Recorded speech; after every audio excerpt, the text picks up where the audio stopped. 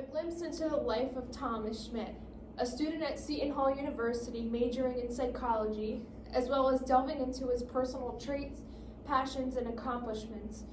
Now that I've showed you a heartwarming collage, I'm going to do my research on what makes Thomas him. So Thomas, has your experience at Seton Hall University been what you've expected, and is everything you imagined about the school true? Yeah, the experience has been pretty much what I expected. The teachers are really nice. A lot of them really care about furthering your education, not just kind of giving you information.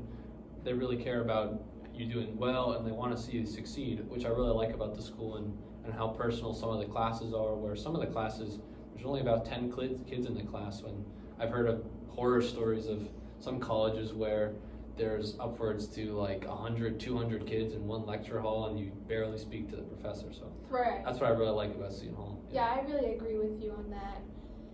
My next question for you is, was Seton Hall your top choice? And if it wasn't your top choice, what other school was competing? So Seton Hall actually wasn't my top choice. I was originally looking into getting into University of Vermont, which I really wanted to go to because I'm actually a big skier. I really enjoy skiing, and Vermont's known for their skiing mountains. My friends, two of my high school friends, also went to University of Vermont, and I was also really interested in some of the programs they had up there. But Seton Hall turned out to be a really good second choice, and I'm really happy with how Seton Hall has turned out. Are there any clubs or sports that you are involved in or interested in? Seton Hall has the option to create your own club. If you were able to create your own club, what would it be? I'm not currently involved in any clubs. I was looking into maybe a ski club. Would be really interesting to start, or if there already exists at Seton Hall, I'd probably end up joining it to go skiing. I really enjoy playing some intramural basketball and soccer. I'm not great at basketball, but it's still fun to play. I also like the pickup games in the gym. Also, they have pickup games pretty much every day for basketball and about twice a week for soccer as well. So Right, that's cool. Those are some activities I really enjoy at Seton Hall. Right, that's awesome. What are some of your most proudest accomplishments?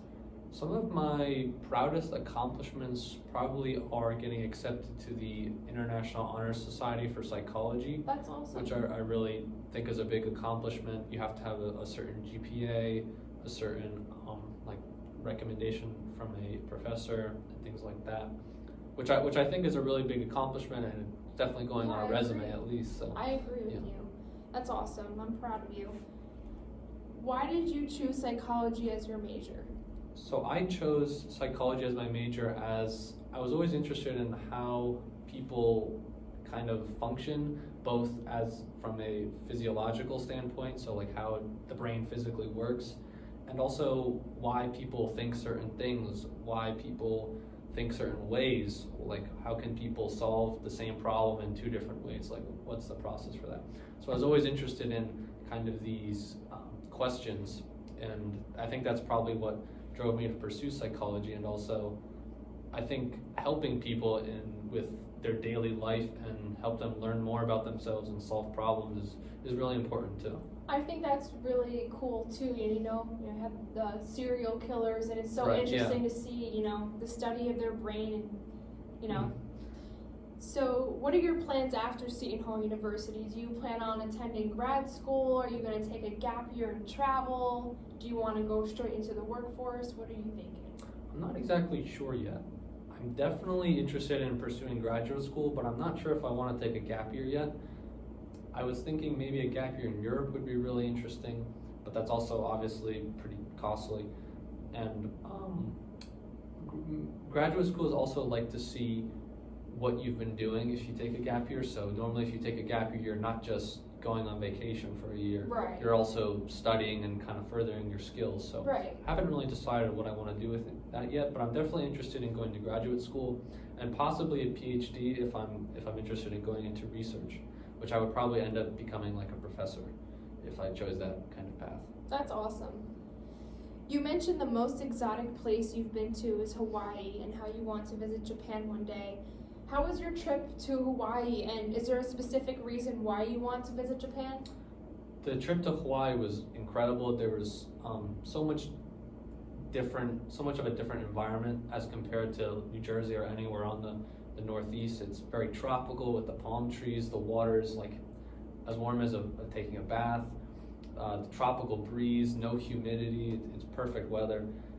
It was great because I also had the experience of being there with my family. So we did all different kinds of activities: wind sailing, surfing, fishing. Even we went on a couple bus tours through these mountains and jungles. We took a helicopter ride over a volcano. That's awesome. It was really interesting, and it provided a lot of like interesting perspectives on how different life can be depending on where you are. Right, new experience. Right.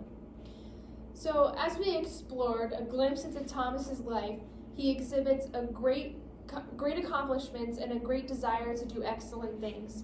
To understand why Thomas is successful in his academics and in planning for his future, we all might reroute our steps we are taking in preparation for our future as college students.